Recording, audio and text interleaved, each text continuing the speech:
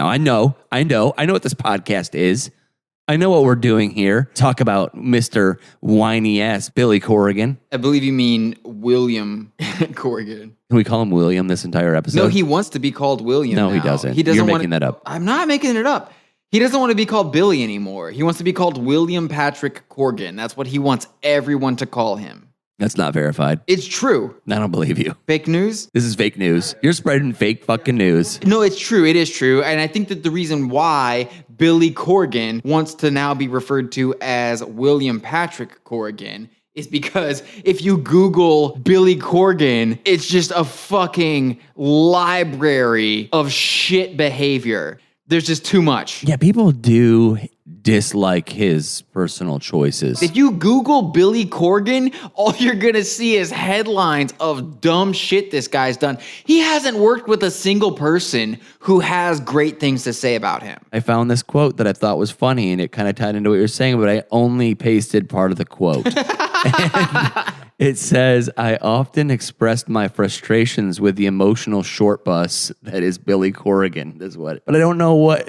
Billy Corgan said that? No. Somebody was saying that about Billy Corgan, saying that he was an emotional short bus. Did you know that Sharon Osbourne managed the Smashing Pumpkins for about 3 months? No. Sharon Osbourne was the Smashing Pumpkins manager for 3 months, and when she quit, she issued a press release that included the statement, quote, "It was with great pride and enthusiasm that I took on management of the Pumpkins, but unfortunately I must resign today due to medical reasons. Billy Corgan was making me sick." Oh, end quote. That's pretty good burn, dude. Press release! She fucking issued that to the press! I don't even like her, but that's a great burn. Sharon Osbourne? She's Yeah. the fucking worst. You Yeah, kidding me? I know. Except for apparently Billy Corgan is worse than the worst. That's crazy to think about, that she might actually have someone who's worse than her. Dude, David Pajo, great guitarist who was in Zwan for a minute, said that watching Donald Trump on his campaign for president reminded him of Billy Corgan. It doesn't shock me at all. Kind of strikes me as a narcissistic victim guy. He likes to have it both ways. In the interview that I listened to with him on Howard Stern, he definitely seems like the kind of guy that wants to speak his mind on something, but then is like upset when people refute what he's saying. Oh, is that the episode where he talked about how he believes in chemtrails and then he saw a shapeshifter one time? No, but I am familiar with that one too. It was that was a couple years ago. I should note, when I was looking up stuff for this episode, I accidentally saw a picture of Billy Corgan kissing Courtney Love, so I'm just extra pissed off about all of this. That's so gross. It's so fucked up. The fact that you would even bring that up in this. Well, he helped write 5 songs on the whole album, so I mean, we kind of have to talk about Courtney Love today. There are literally millions of people listening to this right now that are just so grossed out because of that imagery. Yeah, I'm one of them. You probably just made someone sick. If I wasn't a professional, I would be vomiting in that trash can right now. No, you would not. Folks, there's not even a trash can in this room. That's called acting. Okay, so here, I don't even care if Billy Corgan wants to give an interview and talk about how he saw a shapeshifter, he believes in chemtrails or whatever. This is also a guy who owns a professional wrestling company. Owns a professional wrestling company. So I don't know if we can even take anything he says seriously. I think it might all just be show business. Do you think he's a flat earther? I think he would say he is. Do you think he's genuine about any of that? Or is it just to get a rise? Fuck no. It's just attention. Do you think it's fair to hate on the Smashing Pumpkins just because of Billy, though? There's other members. No, there are not. It's basically a solo project. It basically is a solo project. Billy falls into that same category as other singers we've talked about, that I think he legitimately hates his fans. As a matter of fact, he said a lot of fucked up stuff on stage. a shit ton of stuff, but he specifically said, only reason I know this is that a friend of mine is a huge wrestling fan, and he said that he heard an interview with Billy where he said something along the lines of he loved owning a professional wrestling federation thing because it pissed his fans off. And he thought it was great that it pissed his fans off. Does it? I don't think so. I don't think it does. All right, What fans does he have? Yeah, exactly. Are there Smashing Pumpkins fans now? Are there, really? I know there are music journalists who went head over heels for their albums and wrote about how they were such hot shit. They have all this hope that they've held out for how great this reunion's going to be. I don't know, why does anyone even give a fuck about this reunion? Okay, so how many times has the band reunited, in quotes? It's never been a reunion, but also it was never a band in the first place. But how do you have a reunion without It doesn't matter. the people that play on stage? No, I know what you're saying. It's just the way it looks. It's a fucking picture. They like the pictures that they saw, and so they want to see those pictures again. Oh, there's all the other people that are in his quote-unquote band. All right, here's what I think. I think every person old enough to remember the song Stranglehold by Ted Nugent must have thought everyone was losing their goddamn minds when Smashing Pumpkins became the new best band of all time, because Stranglehold by Ted Nugent is the template for the Smashing Pumpkins. Do you think they heard it for the first time and they were like, are you fucking serious? Yes. This has already been done. Yes. Ted did this. The only difference is Billy Corgan's voice sounds like he gargles Drano before he steps up to the microphone. I was going to say something way worse, but yes, Go ahead, I want to hear it. No.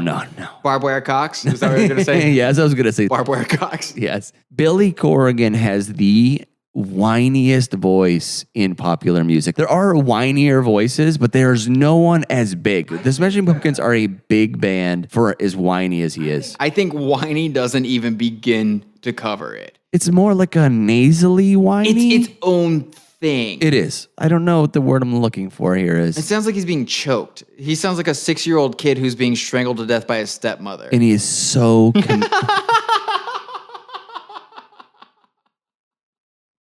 and he's so committed to it. Well, you would be if you were a 6-year-old Yeah, kid you being had no strangled to death by your choice. stepmother. Oh, boy. I was watching MTV Classic the other night with my wife. The Smashing Pumpkins came on, and I actually looked at her and I said, the fact that this band ever got big is kind of mind-blowing because his voice is so fucking annoying. If you were just to isolate his voice, if you were to take out everything else, take out the imagery and the fucking goth dude vibe, whatever, it is so bad. I can't fathom that people think that this is... I've never met anybody that liked his voice, but maybe they do within the context of Smashing Pumpkins. It's so fucking annoying. Even people who are big fans of the band would say, yeah, his voice, I don't know. You can't really go to bat for that. Yeah, he doesn't have like this crazy range, or I don't know. It's just fuck. All you have is, well, first of all, there's a huge difference just in the studio. In the studio, you can make anything sound however you want to, and even there, all they have with his voice is this whispered, soft, delicate thing, which, you know, if that was all he ever did, this would just be a shoegaze band. That soft, you could barely hear it, let's bury that shit in the mix thing. But then he kicks into the thing where it's just like, okay, what happened to you? What's wrong with you today? Because it's very clear that we need to fix your problem so everyone else can go about their day. I'm just glad that you actually sang this time and it wasn't me. You're gonna. No, I'm not. I'm not doing it this episode because you did it. You were committed to it, which I will say, I did like that rendition because it was actually really good. It was actually really, really accurate. Billy Corgan is one more guy who can't stop singing about God. We get it, dude. Your parents went to church and you got spankings about it. You would think that a guy that came from that world, you wouldn't look at him and go, oh, that's like a Jesus freak. He is. I look at him and think that he, similar to Dave Navarro, fell out of a Hot Topic, wears too much fucking white makeup, too gothy. Oh, I want to look like a fucking vampire. For sure saw Nosferatu at some point, and it just changed his whole life. Well, when they started, they were basically hippies. They were wearing paisley shirts. He had hair, long curly hair. Yeah, and then he went By the way, but I can't tell you how many conversations I've had with women who were slightly older than me who thought that Billy Corgan was like an indie dreamboat when the Smashing Pumpkins first Which broke. version? The Siamese Dream Smashing Pumpkins, ringlets, you know, falling around his guitar god face. He was going to bring guitar back. That just makes me sad. That's so depressing. It is.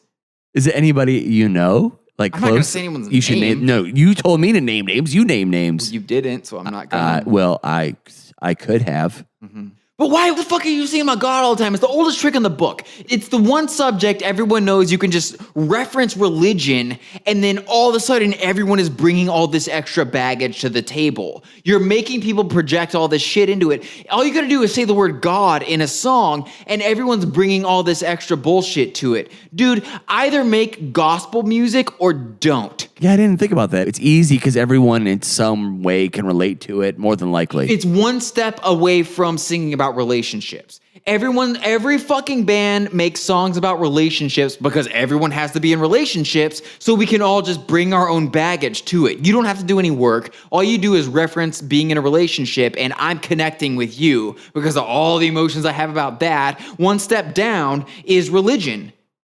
Yeah. It's the next most common thing that everyone has all of these issues with. Oh, fuck yeah, man. I can relate to that. So you're saying I need to rewrite my solo record. I need to change some lyrics. Okay, make sure you leave this in the podcast because I'm going to use it as a reminder. Just add the words God, Savior, Christ, whatever. So fucking annoying. All right, and then you get to the music with this. Oh, by the way, we're just going to fucking skip their first record because who gives a shit? Gish, that's a sound a vagina makes. We're not talking about that. No Vagina Sound Records. Gish. Ooh. Ooh, no. See, nobody could see what you just did. Nobody can see what you just did. It like ties the whole thing together. Siamese Dream. This is the one where, oh my God, this is the best band we've seen in so long. All the reviews. Everyone thinks this band is a shit. Falling all over themselves. And okay, right away, press play on Siamese Dream. Any musician who's ever been in a recording studio can tell you there is so much studio trickery happening here. The guitars are multi-tracked to oblivion. You've got guitars built on each other to sound massive. I mean, there are honestly probably 75 guitar tracks on an average Smashing Pumpkins song. Which is insane considering there's only 2 guitar players in the band. One guitar player in the band, sorry. We're not giving anybody any credit at all. No, it's one guitar player in the band. Their drummer had a drug problem. They had to go to Georgia or wherever the fuck to record this to try to get him away from his drug connections. He found more there because, drugs are everywhere. And the band almost broke up making this album because Billy Corgan, he drags his entire band to Georgia and records all the parts himself.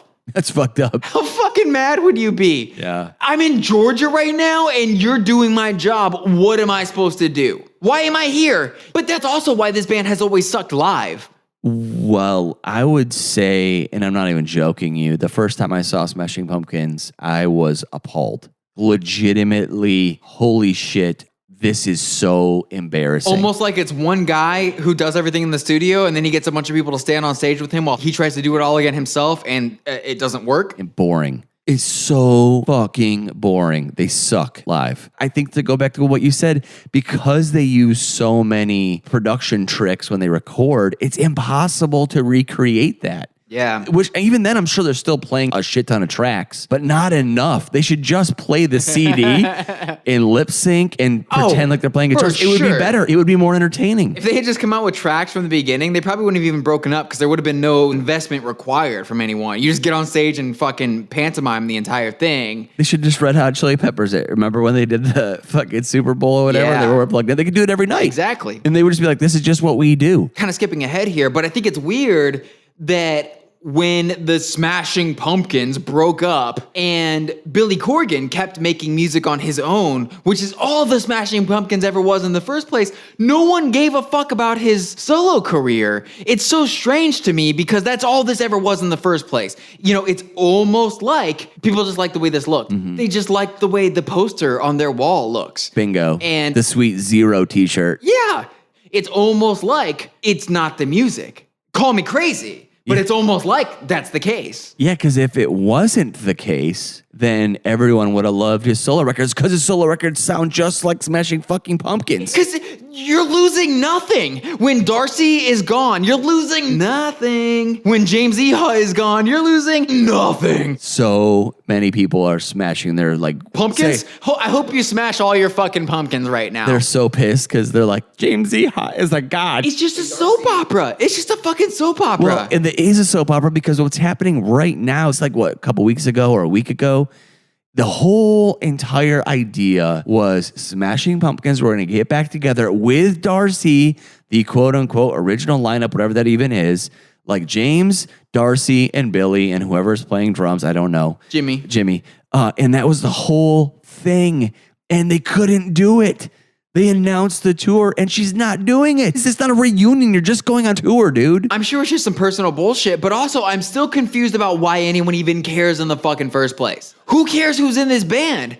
It's fucking Billy Corgan. If you like Smashing Pumpkins, you like Billy Corgan. And I really think what we're dealing with here is as media progresses and the personality of a famous person becomes, more transparent as we get further into the future, it gets pretty hard to deny. Everyone who bought into the Smashing Pumpkins, they don't want to think that if they like that means they support whatever Billy Corgan says. So they've got to come up with all this extra bullshit about how it must have been the other people in the band who made it that way. No, never, ever, ever, ever, ever. All you have to do is listen to the Howard Stern interview, listen to that fucking Alex Jones interview because he was on fucking InfoWars, and then listen to I think he was on the Joe Rogan show. I don't know. I haven't listened to the entire interviews because I can't. Oh, because you can't chisel out 3 hours of your life to listen to an average episode of the Joe Rogan podcast? Well, what's your problem, Mark? Are you a beta male? Or do you need to take your vitamins? I need to drink what is that? Caveman coffee. I don't have enough fats in my diet or something. I'm not doing keto right now, sorry. But anyways, my point is, if you have any doubts that Billy Corgan is not a fun cunt? I was gonna say it. Would you say capital C-U-N-T cunt? Yes, but that's what you said it. But yes, if you want to understand more deeply why people can't tour with Billy Corgan for fucking 40 days of their life to get paid a shit ton of fucking money, how much money do you lose out on by not eating it? You don't even have to talk to the motherfucker. That's how much. Get a separate bus. I'm assuming that's how. I don't know for sure. There's so much money on the table. There's so much money, but she hates him. I think she might want to be involved. I think it might be him that doesn't want her involved. Is it like his ego then with her? I don't know. You can't understand him. He's not an understandable person. Maybe she's really into facts, and then he's like, no, fucking lizard people, Darcy. No, maybe she's the one that he saw fucking shapeshift, so he doesn't trust her. She's a fucking lizard person. I fully fucking believe that. Well, let's bring it back to the music, because that's what we always get dogged on for. Boring. Siamese Dream is just 80s hair metal slowed down with all the high end rolled off and a bad singer until the Wankfest guitar solo. That's all Siamese Dream is. And if you don't believe me... Yeah, listen, if you listen to nothing else in this podcast, listen to what Tyler is about to say. If you don't believe me... Fast forward to this part right here. Share this part with your friends because it's so true. While listening to the songs for this episode, at a certain point in listening to the Smashing Pumpkins, I realized all that is Sunset Strip hair metal slowed down to try to make it sound like My Bloody Valentine. If you think I'm just making shit up, on YouTube, you click that little gear icon and you could change the playback speed of what you're listening to a little bit faster. It's a lot better. Smashing Pumpkins at 1.5 times the speed or 2 times the speed is a lot better. But what you're also going to notice is that it sounds exactly like Guns N' Roses. It does. To a T. Listen to Cherub Rock at 1.5 times speed faster, and it sounds a lot better. Listen to it at 2 times faster. It sounds a lot like Guns N' Roses. Much better band, by the way. The Smashing Pumpkins vocals are still gonna suck. I can't do anything about that. But then, if you go back the song Rhinoceros from their first album, skip ahead to the second half of Rhinoceros, change the playback speed to 2 times.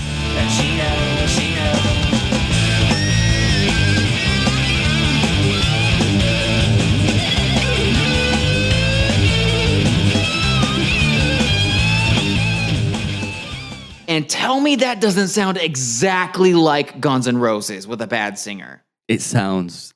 I didn't believe Tyler. Mark thought I was bullshitting. I did. I thought, well, he was really grasping at straws here, and then I actually did it. It's insane. It will forever alter the way you think of this band when you realize that all it is... It's ridiculous. Is slowed down hair metal. It sounds 100% precisely like Guns N' Roses.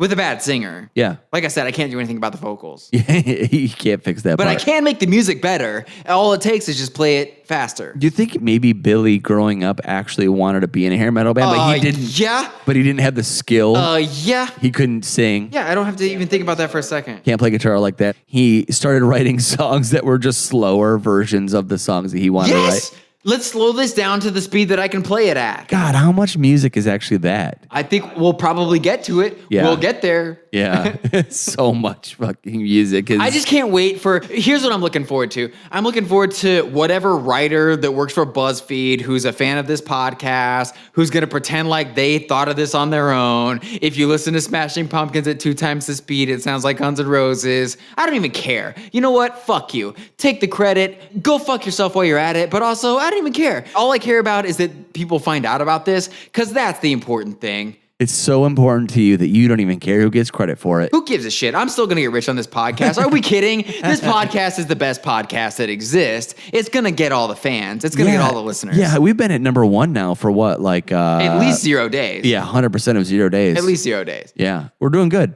Yeah. Did you know that Siamese Dream cost $250,000 to make? Could you imagine what you could do with $250,000? Well, I wouldn't have to break my back to make this podcast. You wouldn't have to sit. I mean, I guess it must take a lot of time to record 30 guitar parts for every song, especially when nobody else in your band can play those guitar parts, so you have to do them all yourself. It takes so long because what they do is they record all day, and then when the band goes to sleep, Billy goes back in the studio and just deletes it all. No, that's exactly what happens. Re-records it. Siamese Dream took 4 months of that. Yeah. 4 fucking months. If it takes you 4 months to record a record, no shit, everyone quits. And then they put out a double album. Worst mistake. Again, if you're in a band, you're thinking about making a double album. Don't do it. Fucking stop. Yeah. Stop everything. Hit the brakes on every idea that you've had. It's fucking never a good idea. Led Zeppelin put out a double album and it's fucking not good. Yeah. It's 100% of the time a bad idea to put out a double album. Nobody wants to hear that many songs, dude. I am sorry. It's pretentious because artists think, I just have so many songs to put out. Well, then put out 2 records at separate times. Do not put them out at the same time. There are 28 songs on Mellon Collie and the Infinite Sadness, which, by the way, that is the name of that album. Mellon Collie and the Infinite Sadness. True emo. They couldn't just call it melancholy, the actual word. They split it like melon, like watermelon. Dude, collie, like lassie. Mellon Collie, like a character name or something. Like it's some fucking concept album. It's fucking not a concept album. You just fucking wanted to put a shitload. You thought this was gonna be the last album your band made, so you wanted to put all your songs out at once. Oh, you know what? The song Bullet with Butterfly Wings, that's the Despite All My Rage, I'm Still Just a Rat in a Cage, which is, I'll give it to you. I know you want to say it. An emo as fuck lyric. Oh, God. Here's what everyone should do. It's worth it. Go to Google. Oh, yes. Bullet with Butterfly Wings, and then just switch over to the image search tab and then add tattoo to your search. Check that out, because there are so many people who think just the name of this song, I guess, because those words are not in the song at any point. It's not like those words mean anything meaningful. It's just the name of a song where he screams about being a rat in a cage. Just that shit. Singing again. Just nailing it. Just nailing it every time. You should be in a Smashing Pumpkins cover band, dude. You killed it. The thing about the tattoos is the fact how literal these people take it. It's a bullet with butterfly wings. But there's no even like interpretation of it. You know what I mean? No. They don't even pause to think about the fact that he may have been trying to say something. You know, trying to get an idea across with poetic imagery. They're just like, no, man, yeah, a bullet with butter. Google it. Yeah, they actually get a physical bullet with butterfly. I remember you text messaged me and told me to look it up. I was thinking that it was just going to be a lot of like influence stuff, but it's not. It is literal. It's like people took the exact thing and turned it into a tattoo. And I think there was one that was just a gun. Yeah. With butterfly wings. It was a gun with butterfly wings. With like a bullet coming out of the chamber, maybe, or something like that. It was like a Glock. Yeah. Yeah. Well, thanks, Billy, for encouraging all your fans to get these. Also, we haven't really nailed this down yet, but Mark and I, obviously, you know, the thing to do at a certain point is to take a podcast on tour and do live shows of it. Maybe we'll do that with this podcast. But one thing that Mark and I threw around was the idea of anyone who has a tattoo of a band that we've done an episode on.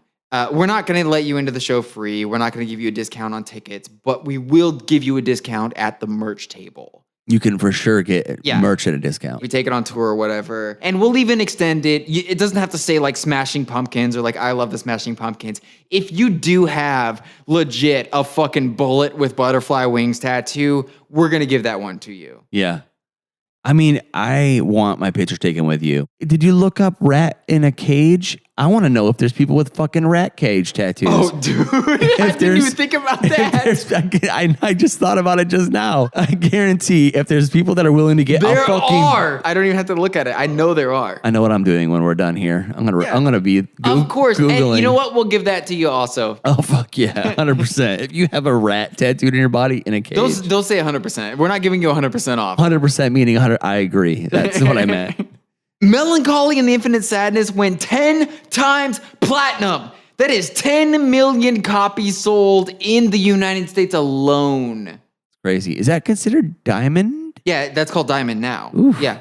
A lot of records. And just to put that into context with a good album, that's as many copies as Devil Without a Cause by Kid Rock sold. Which, of course, means that the conversation that you and I have been having is going to piss off a lot of people. Why? Because they're Kid Rock fans? No, because this shit sold 10 million copies. How many of those people bought it, though, didn't even make it through? This is, okay, I love the idea of just knowing random statistics. Like, I wish I could just know how many people I've seen in my life. I would love to know how many people bought that album because at the fucking time, that's what you did. They heard the single, they thought it was good. All the reviews said it was great. Yes, at the time is what you did. You fucking bought records. How many people didn't even make it through both CDs? 95% of them? Yeah, fuck ton of them. I haven't. I've never listened to this double album from beginning to end. Have you? No, fuck no. Absolutely not. Who has? I don't like the Smashing Pumpkins. Okay, you're telling me every single one of these 28 songs, they all have to come out on this album or else it's just not going to be good. That's the definition of pretentious shittiness. I think that's narcissistic view is I have, I don't know how long the records are, but I'm assuming close to 3 hours. And then they put out collector's editions that make it even longer with extra shit on it. Here it is right here. You ready? Mm-hmm. Siamese Dream had 13 songs on it and 4 singles were released from that album. 13 songs. 13 songs, 4 singles. Mellon Collie, 28 songs. Guess how many singles? I don't know. 5. So you put out 28 songs to have one more single. More than twice the amount of songs for one fucking more single on there. You're telling me this all had to come out. There's no filler there? Is there no filler there? Here's an entire record of filler. Put out one fucking record of 10 songs, not even 13. Just pick the 10 best songs, and then you could say, half of our record was singles. I don't want to have to sit here and listen to your band for fucking 2 hours. I have shit to do today. It's 2 hours just to make it through the albums once. Oh my, no way, dude. It just makes me not like the band. At this point, we're now going from a band who their look was sort of paisley shirts. Emo hippie. Yeah, kind of that. New wave emo hippie. Into just full on, I saw Nosferatu last week, and this is all I give a fuck about. He looks just like Nosferatu. Yeah, red eye makeup. He shaves his head bald. They wear black. He went from emo hippie to emo goth. Well, and I've got to think that there was some sort of market research panel or something. Yes, exactly. I didn't know which way you were going to go. I thought maybe you were like, well, maybe there's got to be a moment where you could look at and see where he changed. No, I think exactly right. I think he fucking figured out what was popular, saw a trend coming, and he jumped on the fucking trend. That's all it was, 100%. I think he got a little bit ahead of the goth resurgence. Yeah, he did. He absolutely was kind of at the forefront of it. In the next music video, on the next album, the next single, Adore, they decided to go electronica. There's even a quote from James E. Ha. I love this quote from Jay-Z Ha.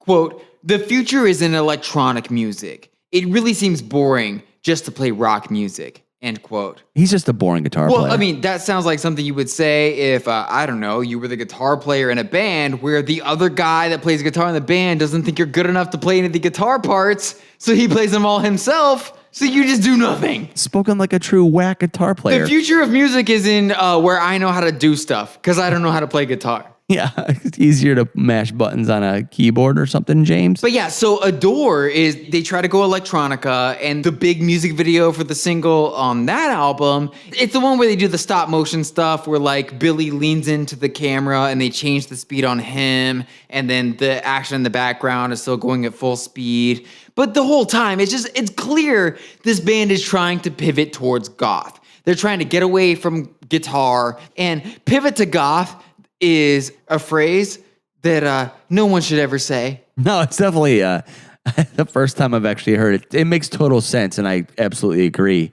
But it's the first time I've heard that. Okay, so Smashing Pumpkins switches over to quote-unquote electronica for Adore. It sells 800,000 copies in the United States. Doesn't even go platinum. Off of a record that sold 10 million. Go from 10 million to 800,000 sold? Because this is what happens when you make a fucking double album. Yeah, they buy it and then they're mad. Based on sales of the next album, that is legitimately mathematically correct. Yes, 9.1 million or 9.2 million of them didn't like the last record. And then the band broke up, and now we get to talk about Zwan. Just let that roll around in your mouth a little bit. Just get the mouth feel of that. Zwan.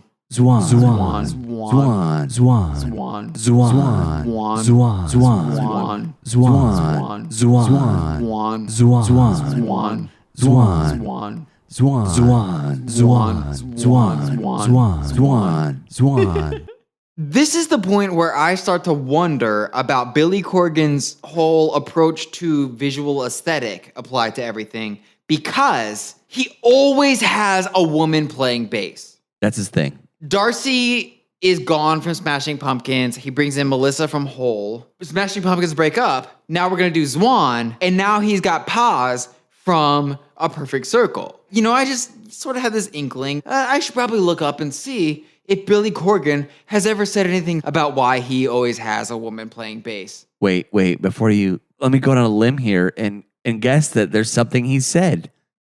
He did. I am shocked. I just like the way it pockets into the music. I play guitar pretty much on top, and so the bass is better laconic. If the bass is too on top, like, for example, Melissa, when she played with us, she played very on top, and it was constantly tripping all over the fucking guitars. It's hard to get the Pumpkin sound. If you could bottle it, it's sort of predicated on the idea the guitars are clearly on top and ahead of the drums. The drums sit in the middle, and the bass is a little back. So it has an impact and wide scope sound. That's the sound that I like to hear. Maybe it was developed through playing with Darcy and the way she played. I got used to that feeling, and so I've looked for that feeling ever since. So if I found a man who could play like that, I would have no problem putting him in there. Huh.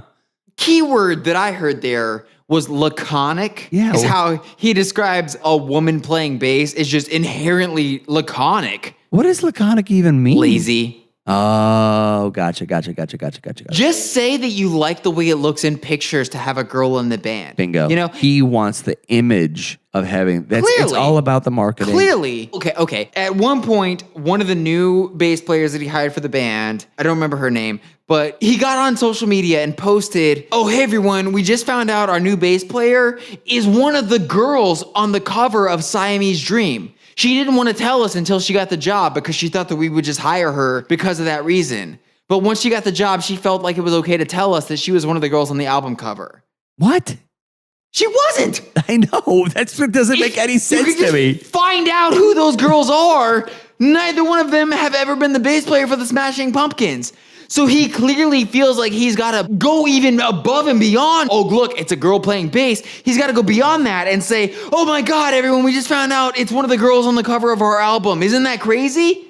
What the fuck? I don't even know what else to say to that. What the fuck? I mean, again, this is a guy who owns a professional wrestling company. It's just a stupid fucking thing to say. And of course, no one ever really gave a shit about Zwan. Why would they? I don't know anybody I have not even heard the fucking band name. I'm not kidding. I have not heard that fucking band name. I forgot it existed. I did too. I'm not even, until totally forgot. I forgot it existed until you wrote it down, which was just fucking 40 minutes ago. You wrote it fucking on a piece of paper and I was like, Holy shit. I totally forgot Zwan existed. Billy Corgan releases a solo album in 2005. He must have had some sort of indication that the solo album was going to tank, because he must have known no one was going to give a shit, because the day that solo album comes out, there's a full page ad in the Chicago Tribune announcing that he's interested in reuniting the Smashing Pumpkins. Yeah, doing nothing but raising awareness. You don't do that the day your solo album comes out. No. You only do that because you know it's going to eat shit. It's just, again, nothing but marketing. He realized that the marketing wasn't going to fucking sell it. It was the same product, but the marketing wasn't going to sell the solo project the way that it sold the Smashing Pumpkins. Nowadays, you just post like a dick pic or something like that, and all of a sudden you'd be like, everyone would be talking about it like, oh my God, did you see Billy Corgan posted a dick pic? Oh, he has a record that came out? Weird. I should probably listen to it. But back then, he had to be like, hey, I'm going to get your favorite band back together. Before we go on, I should say that solo album sold 69,000 copies. Oof. Brutal. And then, so he was right. He was correct to do all this get the band back together thing. Build a hype. Yes, and that's what he did. When the reunion, quote unquote reunion happened, it's not even the fucking members of the band. Yeah. You don't even get the satisfaction of looking at the band on stage and being like, oh yeah, those are the same people who were on my poster that I had in college. Yeah, and when was it even? When did they actually 2005? They did get back together that year? 2006. And then the only original member was Billy and Jimmy. That's right. And then the other time, God, this is what sucks is they can't just go on fucking tour. There has to be some moment to celebrate. You got to come see us, because here's the thing. It's the anniversary. I genuinely believe, even if you're a fan of this band, you see them once, you don't need to see them ever again. They suck live, and you know that they suck live if you've seen them before. They don't put out new music that you're stoked about. So you're only going in hopes to see maybe one or two songs that you used to like be played really badly.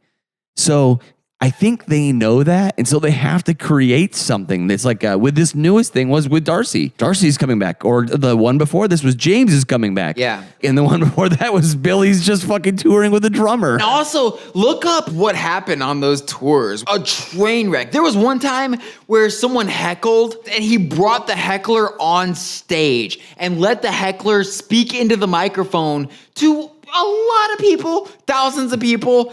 What will get the biggest headline? That's all it is. What will get the biggest headline? Yeah, it's WWF or WWE wrestling in the form of a band. If you want to see how out of control this approach to being in a band can get, I'm not going to like quote it or read any pieces of it, but the music website Noisy did a pretty great article on the time that, first of all, Billy Corgan owns a tea shop in the Chicago area. He owns a tea shop, not even a coffee shop, a tea shop in the Chicago area. And he chose that as the venue to perform an 8-hour synthesizer improvisation to Hermann Hesse's Siddhartha. It wasn't even like a person sitting there reading the book. He took like a public domain audiobook, MP3, of someone reading this book, and then ran that through a sound system, and then did an 8-hour synthesizer improvisation in his shitty little tea shop. Noisy had a reporter on site for most of it. It's a pretty great account. You should read it.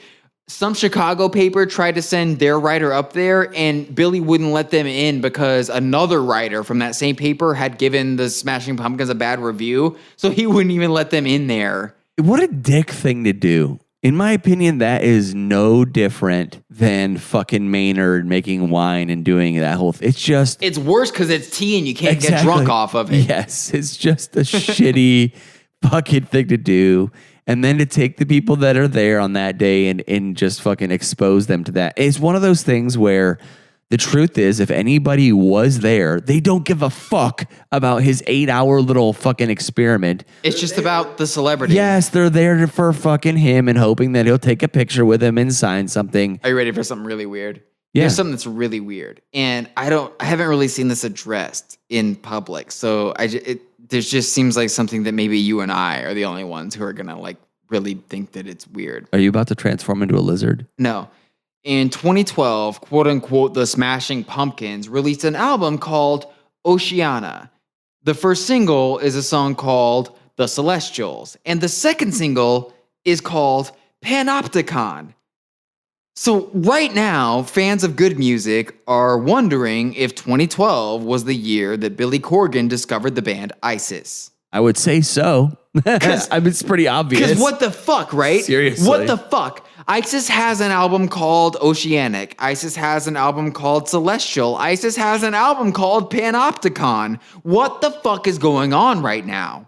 Yeah. I listened to the song Panopticon, and I think the guitar tone and even the vibe of the entire song is super similar to some of what you would hear if you listen to the album Panopticon by ISIS. Just gonna steal every little thing we can. All right, I think we should close on this Yelp review. Did you find this also? I did, yes, I did. Do you want to read it? No, I don't have it on my phone, but I do. I think you should read it. You should read it. I can't. You should read it. I always read the shit. Well, I'm gonna tell you something real quick about me. You're not good at reading? I fucking can't read for shit. Every night, and I love this, actually enjoy it. I read to my son every single night. And so many times that I have been reading with my wife in the room, and she's fucking looking at me laughing because I can't read a children's book without fucking it up. I can read to myself just fine, but as soon as I'm reading out loud, it's so fucking embarrassing. So read the Yelp review. All right, here is a review that I found on Yelp from 2008. And Tyler quotes. Just got back from this show. I haven't written a review in over 6 months, but I left with the need to let people know about something. Let me take a moment to tell you just how unbelievably terrible the show was. I've been to 70 to 80 concerts in the last 10 years, and unfortunately, I have to say, this was the worst show I've seen from any band of any size or attribute. I've loved the Pumpkins through most of their various incarnations over the last 2 decades, and I don't know if they're trying to find a new direction or what, but I cannot stress to you enough how utterly terrible the show was. I hate to break the news, but if you've already bought tickets, my best advice is burn them or sell them, and I am not joking. Don't waste your time. Maybe in a few years, they will realize what a horrible mistake they've made and go back to putting on good shows. But for now, please, for your own sake, do not put yourself through this horrible torture. If you're still reading, why did I hate the show to such an extreme degree? Well, let me tell you. I truly got the feeling that about 1/3 of the way through the show, they just basically wanted to see what they could get away with. They played a terrible, terrible rendition of some older Pink Floyd tune, then went into what seemed like a 12 or 13 year long acid trip guitar twang mishmash, and ended it by playing kazoos and telling us all that Chicago is not his fan base, and that not only do we not support them, we make Billy feel like we are that old ex-girlfriend that stole his money and then left us after we told him we loved him. It was strangely ironic that I felt that he had completely ripped me off since I had paid $100 for tickets to see this train wreck. Well, Billy, let me just say, with a wholehearted, double fist in the air, with both fingers raised, fuck you. Take your mind-blowingly horrible shit music storm somewhere else. Man, that is fucking brutal. If your favorite band is the Smashing Pumpkins, your favorite band fucking sucks.